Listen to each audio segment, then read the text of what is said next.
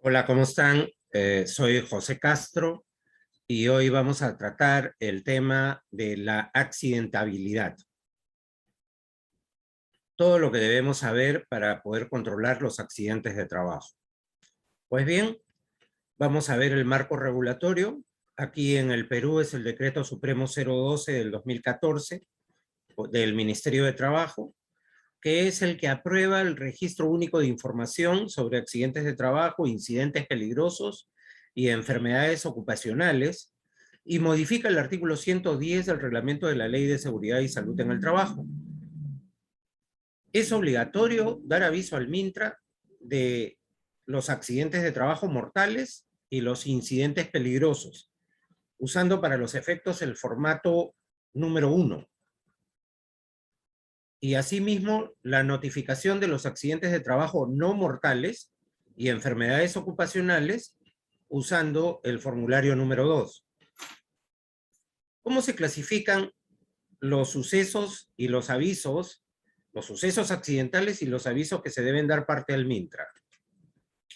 Primero, accidentes mortales, donde obviamente hay una muerte y ya nada se puede hacer.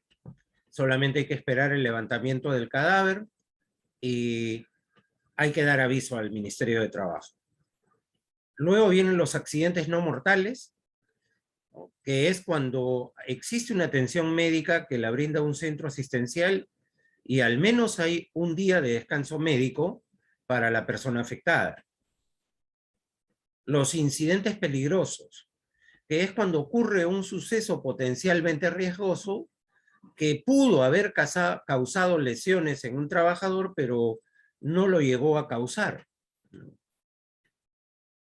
Incidentes, que es cuando se produce un corte menor, un accidente menor, que puede ser un corte, por ejemplo, en alguno de los dedos de la mano, pero ligero, superficial, ¿no? Y no hay descanso médico por ello. A lo más, después de la atención de primeros auxilios que se brindara, podría haber un descanso por el resto de la jornada del día. Las enfermedades relacionadas con la tarea laboral, que ya saben, los accidentes aparecen hasta en fracciones de segundo, pero una enfermedad va a aparecer con el tiempo. Y esto tiene que ser declarado y avisado al MINTRA cada vez que se diagnostica la existencia de una enfermedad declarada por ESALUD. ¿Quién es responsable de dar aviso al Ministerio de Trabajo? Los accidentes mortales e incidentes peligrosos, el empleador debe reportarlo dentro de las 24 horas de haber ocurrido los hechos. Cuando hablamos 24 horas, no estamos hablando de si sucedió hoy a las 11, tenemos plazo hasta mañana a las 11. No. Si sucedió hoy, tenemos plazo hasta mañana al cierre del día. Entendiendo por cierre del día, o sea, las 11:59. Obviamente no tendremos por qué esperar hasta esa hora para poder hacer el aviso. Los accidentes no mortales los debe reportar el centro asistencial y ellos tienen hasta el último día hábil del mes siguiente en que ocurrió el suceso accidental. Los incidentes o accidentes menores no existe en verdad una obligación de dar aviso al MINTRA. Y las enfermedades relacionadas con la tarea laboral también la reporta el centro asistencial, pero dentro del plazo de 5 días de conocido el diagnóstico de la enfermedad. ¿Qué lesiones ocasionan los accidentes? Pueden ocasionar una lesión orgánica, como se ve en la foto, la amputación de un dedo, en este caso el dedo índice. O sea, es la pérdida ya de una parte de nuestro cuerpo, ¿no? Esa es una lesión orgánica. Puede ser una perturbación funcional. Es que producto de un accidente, temporalmente no podemos mover parte de nuestro cuerpo. Puede generar invalidez y puede causar la muerte. Los accidentes pueden ser sin incapacidad, es decir, solo hay reposo durante el resto del día y una atención de primeros auxilios. Solo se registran internamente en el registro de incidentes y para estos efectos se ha creado el formato F1, pero con una característica de uso interno, ¿no? Que es para tener control verdaderamente de lo que está sucediendo en la organización y que después permita la investigación para dictar medidas correctivas.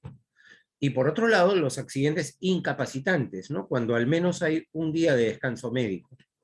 Estos accidentes incapacitantes pueden tener un impacto temporal y generalmente generan un daño funcional. No es una pérdida orgánica, obviamente eso ya sería un impacto permanente, ¿no? Pero a su vez, los impactos pueden tener un daño funcional también, ¿no? Puede hacer que ya no se recupera la movilidad de la función de una de nuestras extremidades, por ejemplo, ¿no? O puede también generar un daño orgánico que sería ya el extremo, ¿no?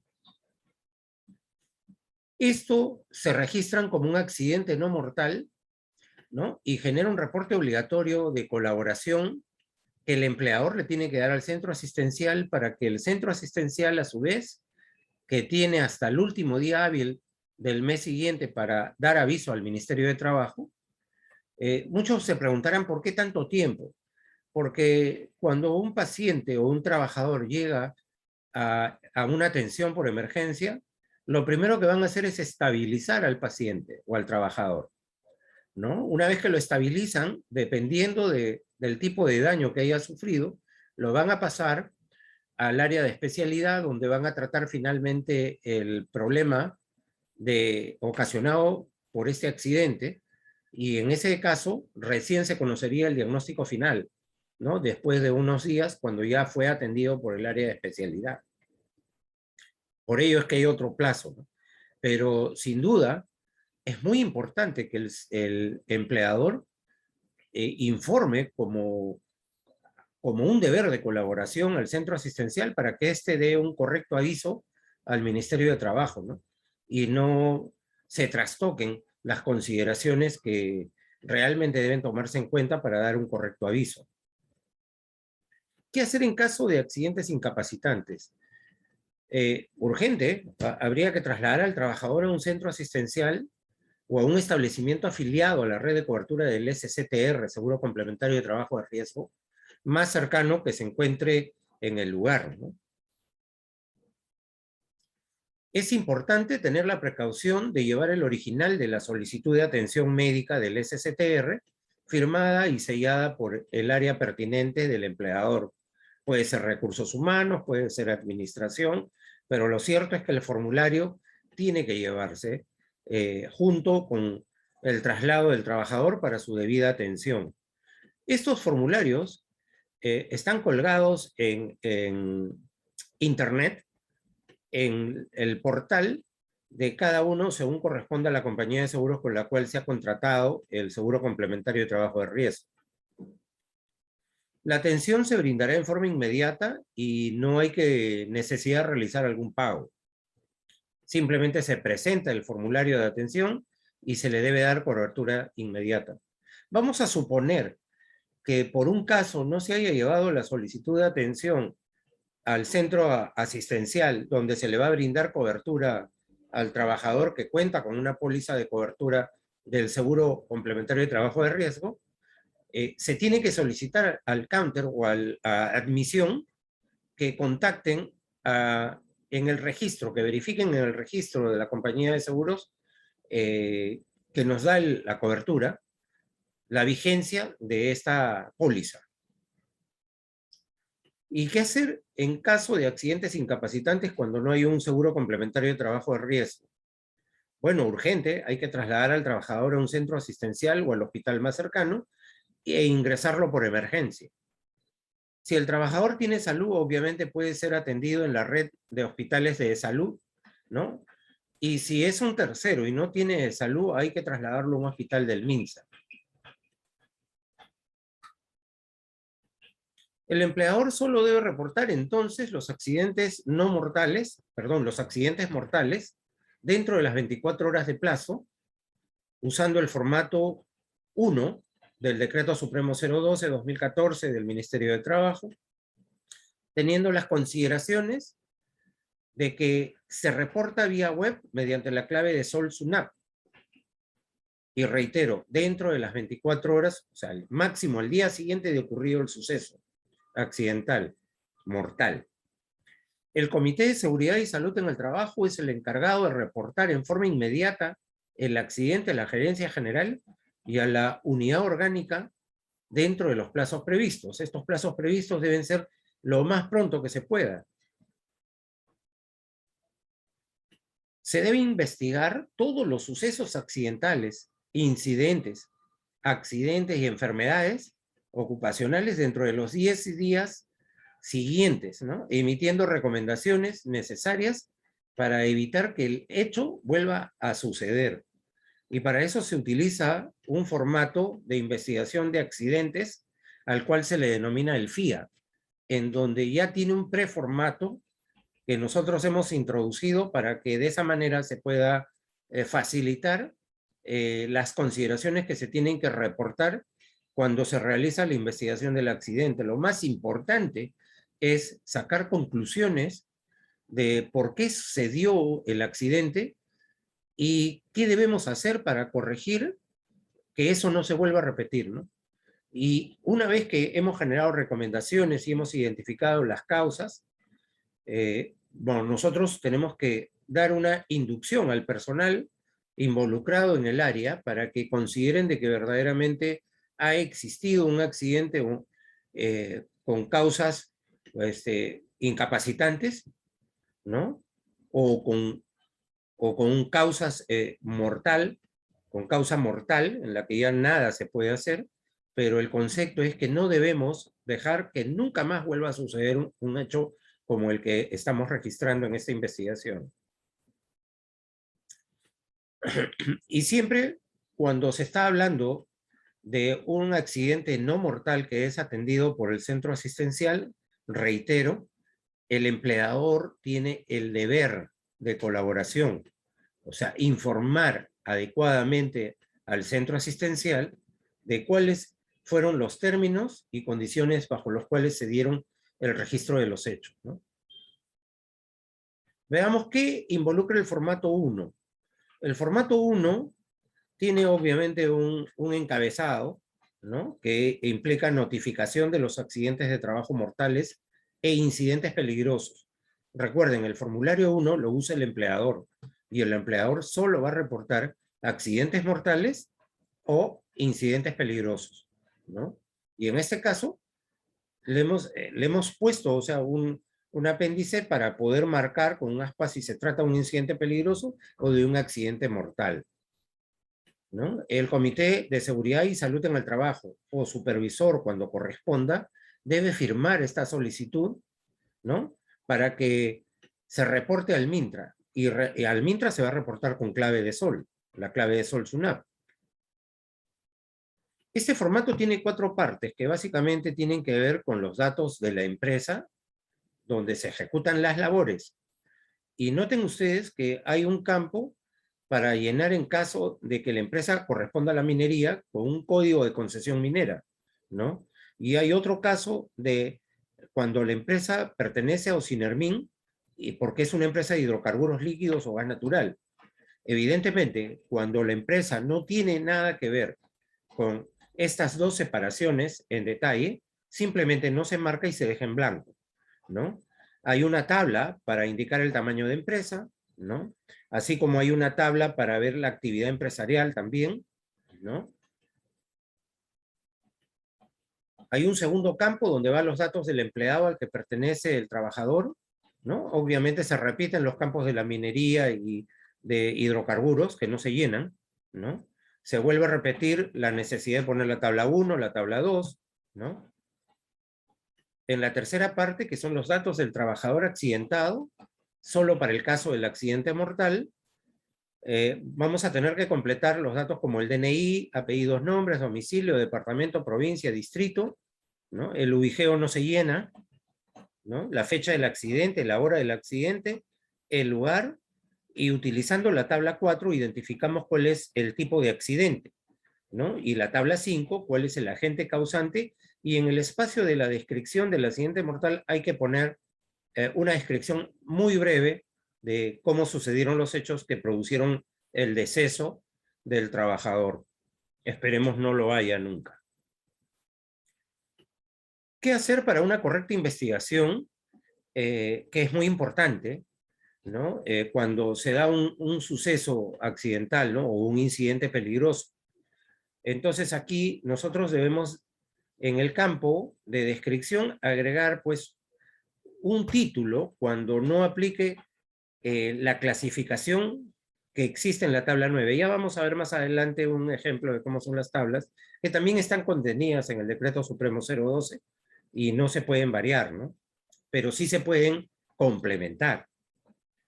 En este espacio debemos hacer una breve descripción del suceso acontecido, ¿no? Y aquí, finalmente, es muy importante que nosotros definamos cuál fue el agente causante, ¿no?, del accidente contenida en la tabla 5. Este reporte, al interior de la empresa, debe estar firmado por los miembros del comité y debe ser remitido a la Gerencia General y a la Unidad Orgánica de Seguridad y Salud en el Trabajo, ¿no?, para que se dicten las medidas complementarias y se pueda cumplir con el proceso de implementación de las medidas correctivas, con las recomendaciones de seguridad para evitar que un suceso accidental o un incidente peligroso que potencialmente pudo haber causado daños en el trabajador, pero que con el favor correspondiente no causó daños, ¿no? A eso se le denomina incidente peligroso. Veamos a qué se refieren las tablas. La primera tabla se refiere al tamaño de empresa, ¿no?, donde hay una clasificatoria que debemos usar de acuerdo a la clasificación de nuestra organización. La segunda tabla está referida a la actividad económica de la empresa y también existe toda una clasificatoria. La tercera tabla tiene que ver con la categoría ocupacional del trabajador afectado, ¿no? Y esto es como esté registrado en el PDT Plame SUNAT. La tabla 4 se refiere al tipo de accidente y es una lista bien larga. Aquí solamente hemos puesto las tres primeras que refieren a caída de personas, caída de objetos, pisadas sobre algo, choques contra algo, golpes por objetos, ¿no?, a excepción de caída de objetos, y en fin, hay una clasificatoria muy larga que la podemos ver en el mismo Decreto Supremo 012. La tabla 5 se refiere al agente causante, y aquí también es una tabla bastante larga, ¿no? La primera es que se refiere exclusivamente a los accidentes generados en máquinas, ¿no?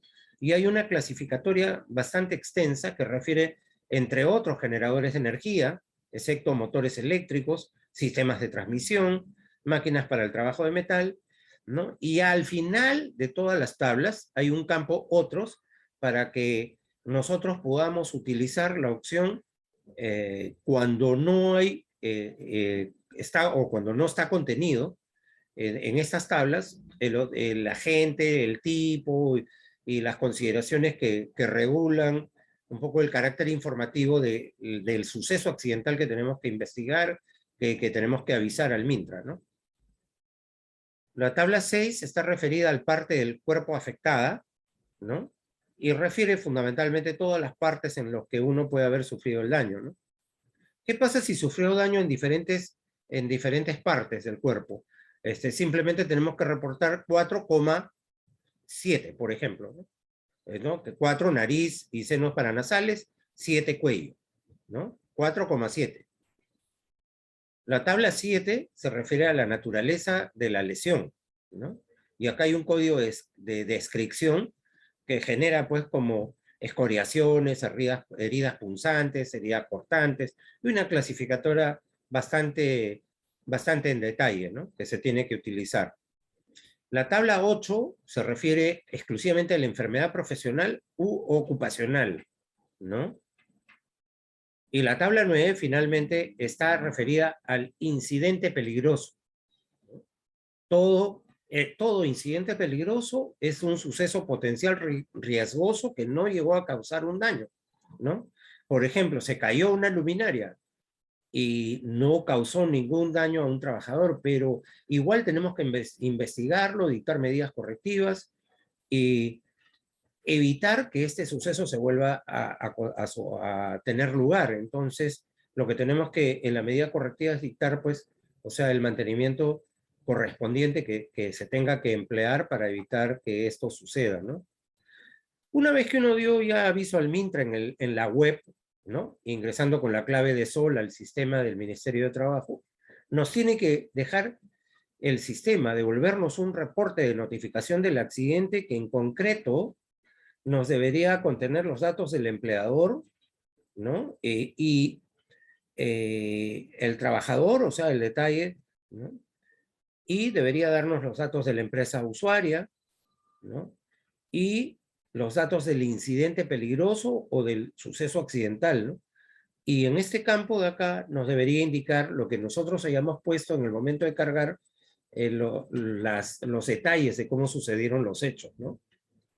Es necesario que estos accidentes, tanto mortales, no mortales, incidentes peligrosos como incidentes, queden registrados dentro de los registros referenciales que se establecen en la resolución ministerial 050 del Ministerio de Trabajo o en los regímenes simplificados, ¿no? Que se establecen en la resolución 085, ¿no?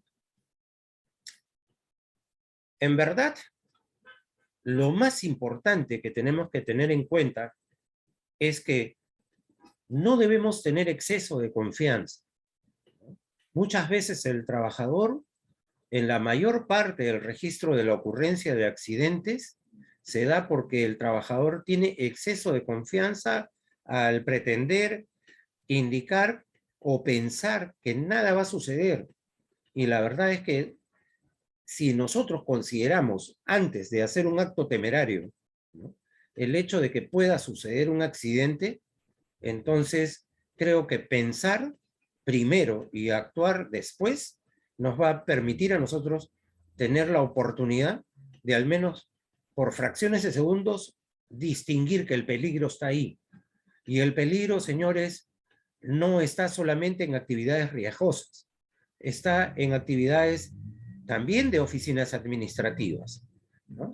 Imagínense que a veces el desorden que se tiene sobre el tablero del escritorio hace que uno ponga una tijera o algún elemento punzocortante sobre el tablero, ¿no? Y eventualmente con un mal movimiento podemos desplazarlo y este cae del tablero de nuestro escritorio a nuestros pies o a nuestras piernas y podríamos sufrir un corte o algo, ¿no?